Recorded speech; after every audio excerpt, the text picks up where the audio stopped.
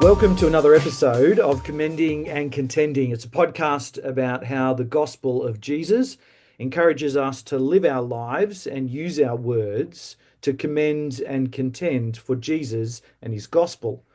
I'm your host, Jonathan Holt. Joining me today is Tamara. G'day, Tamara. Hey, how are you? I'm doing well. How are you? I am all right, staying as warm as I can. Great. Where has God planted you, Tamara? For the most part, in Wollongong, which is on the south coast of New South Wales. I live here with my husband and my little boy, Charlie.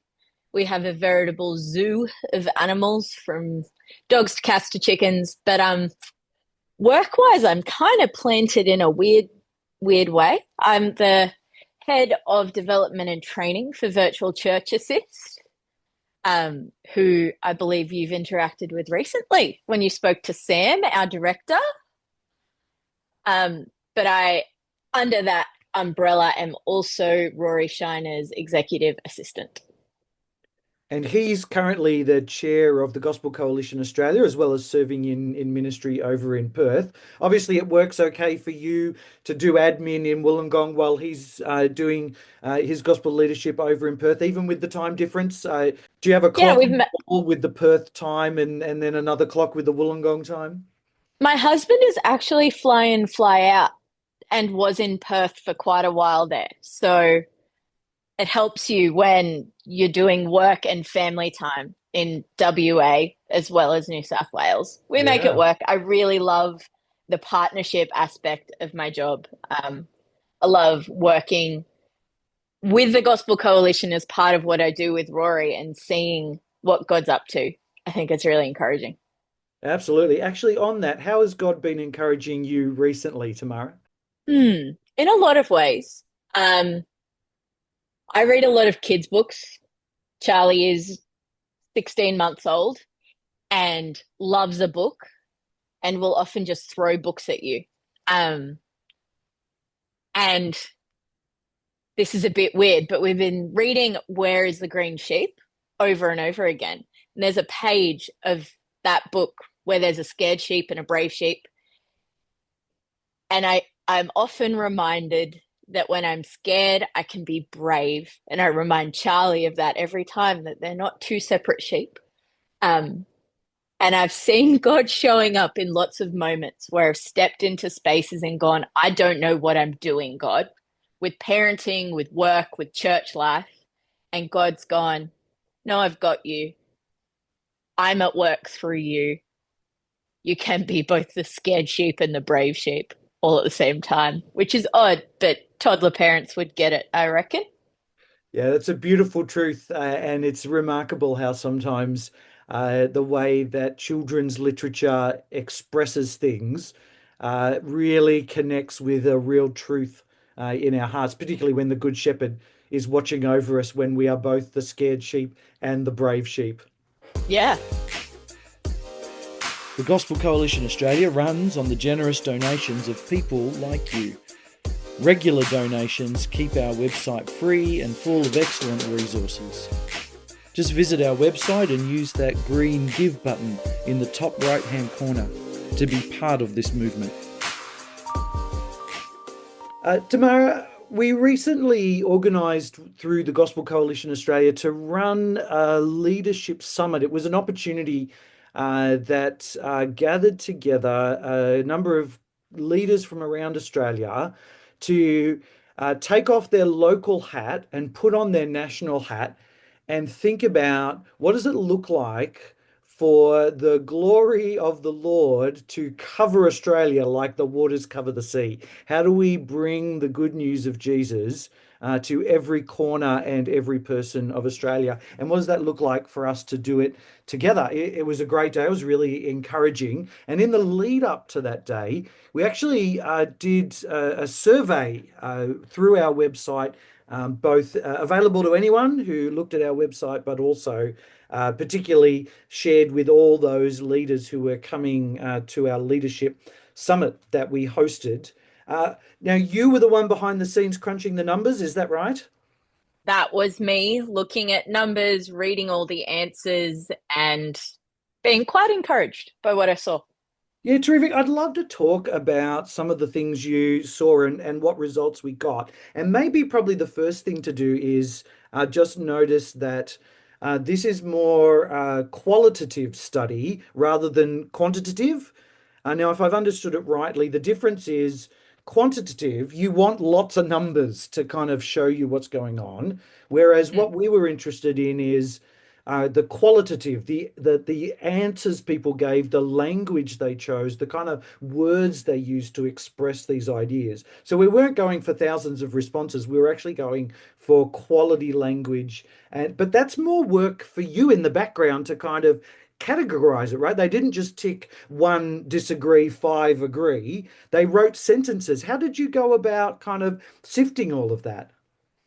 I looked for keywords, but I primarily saw what I was doing as trying to pull together threads of a conversation. So, like you said, if you were doing a degree and this had to pass through the social sciences committee, this isn't what we're after. We're Yeah. after a conversation here, and it was my job to interpret the conversation. And so I looked for keywords and themes that came up, whether it be leaders or discipleship.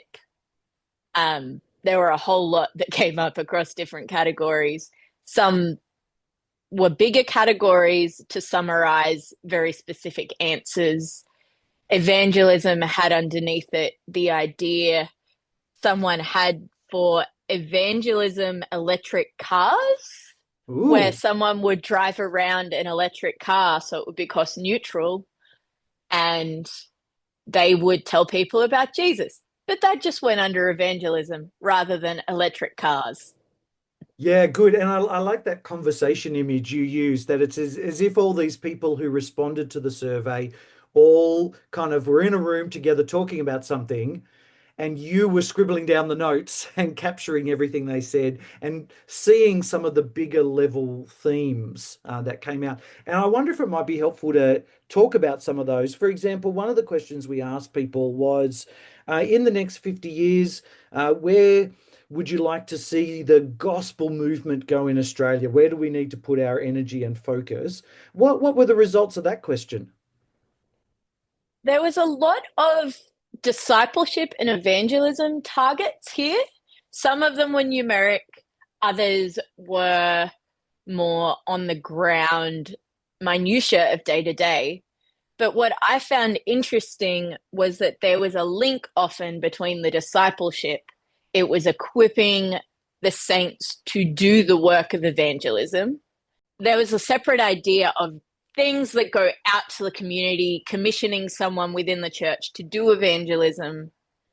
But I loved that the heart for those 50 years was that believers would be equipped and people would hear more about Jesus. Rory always talks about people having a fighting chance to know Jesus.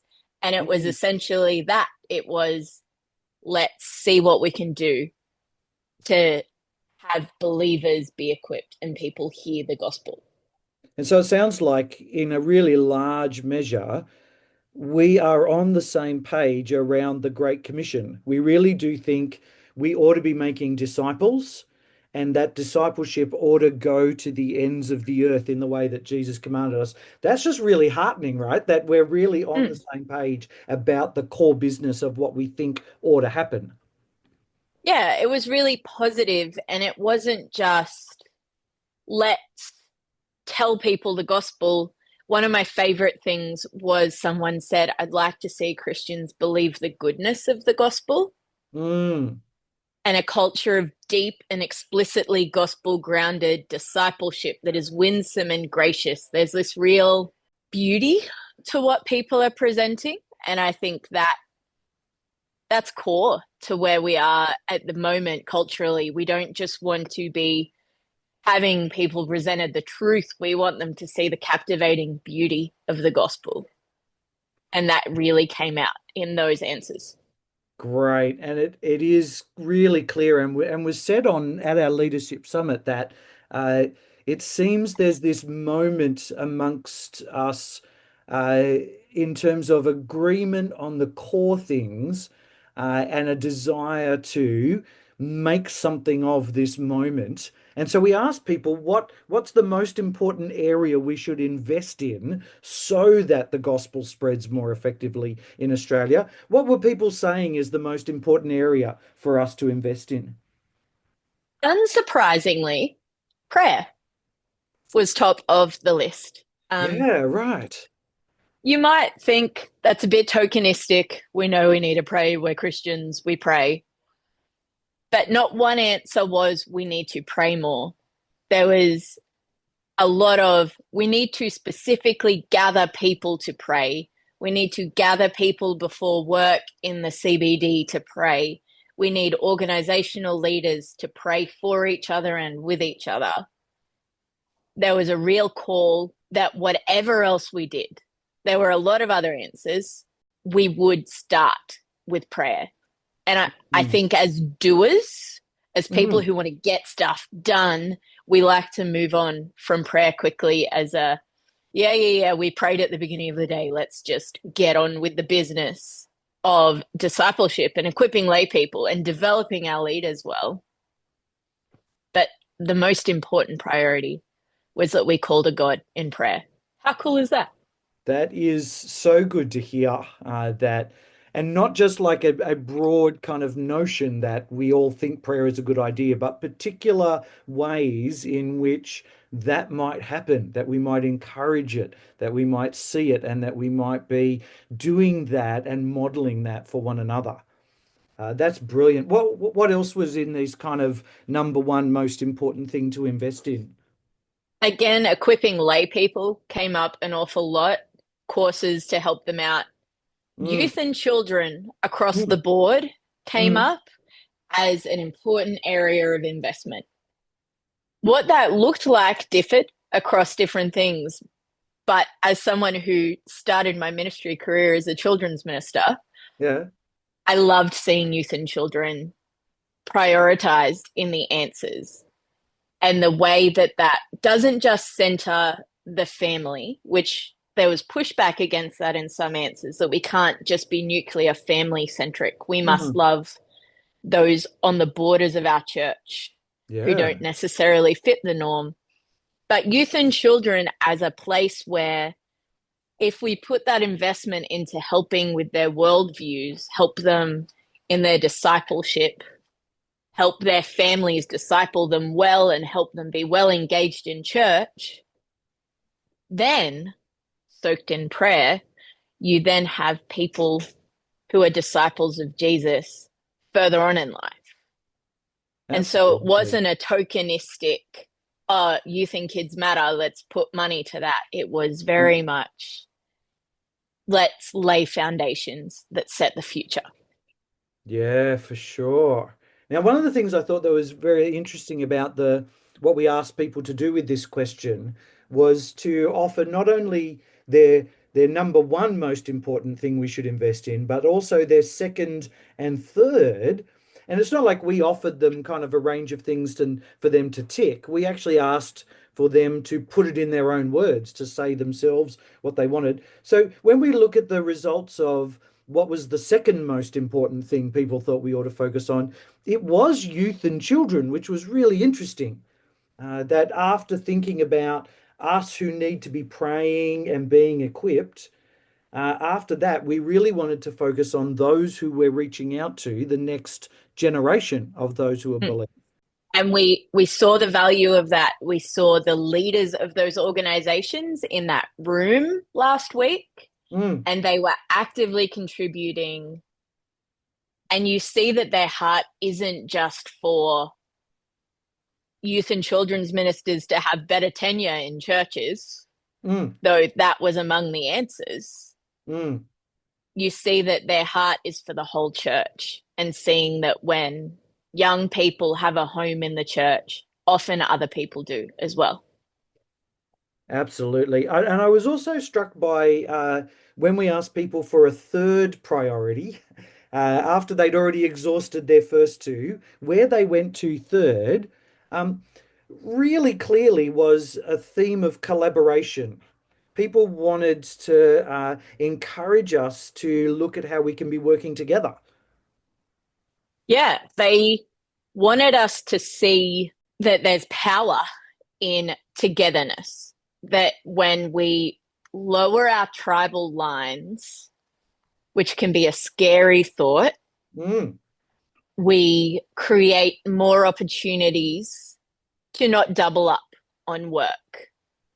There was one really interesting answer that is still sticking in my head that mm, spoke about moving to the country, moving to rural areas yeah. so that people could slow down their life and live more collaborative lives in their community, but also see rural communities begin to work together across distances to make an impact. Mm, yeah, that'd be great.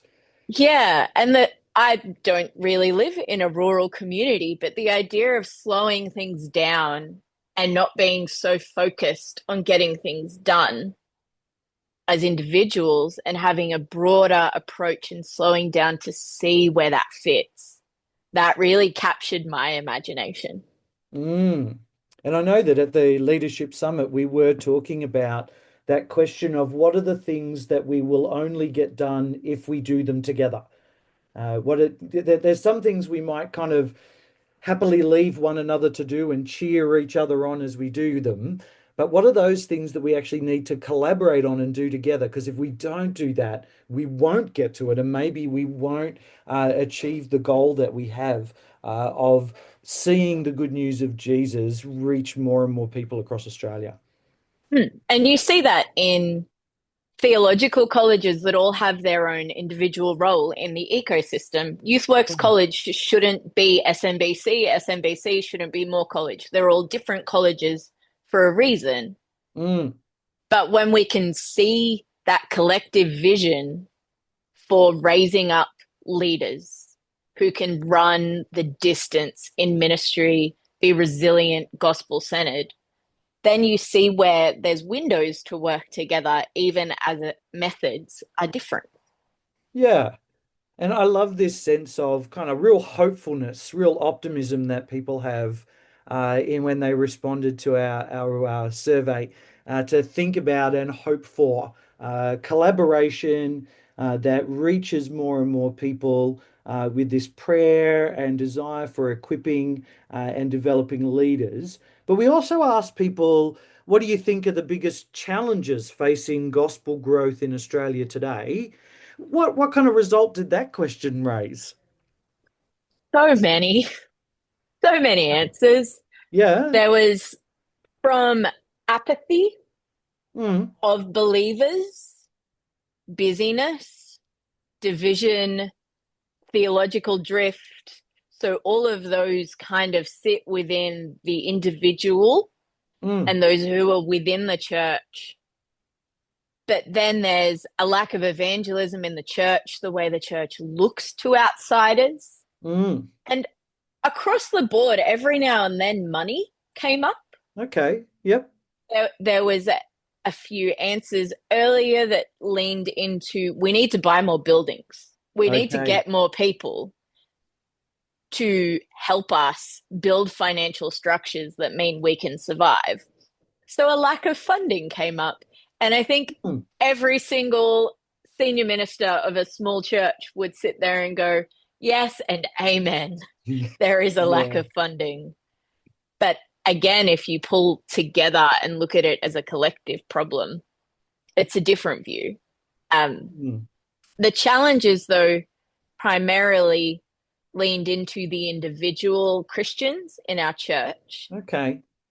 So, apathy, for example, and busyness were the two bigger ones there. And Yeah. you see that we're all running around. Of course, we're all busy. And that came out in that that's a challenge when things start getting busy. What falls off of our calendars? I think it's gospel priorities. We want to do more. We want to see the gospel go out. But what does it look like for the gospel to go out when we just don't have time to engage in our own spiritual lives? And I think what's been really helpful in all of this is that a conversation is happening. A conversation was started by doing the survey. The conversation was continued at the Leadership Summit so that we can keep thinking together and talking together. I hope this conversation is happening at all the hundreds of thousands of little local churches all over Australia, that disciples of Jesus are talking about this together and asking one another, given where we are, given who we are, what does it look like for us to keep shining as a light in a dark place? Tamara, thanks so much for all the work you did in the background, pulling together these threads and finding these themes and gathering this the info here and putting it together in a way that we could talk to and talk about at our leadership summit. My pleasure. It was actually a whole lot of fun. That's great. And thanks for taking time to talk with me today. I do hope daycare goes well, and when pickup time comes, everybody is all smiles and hugs. Oh, I hope so. Thanks, Tamara. Thank you.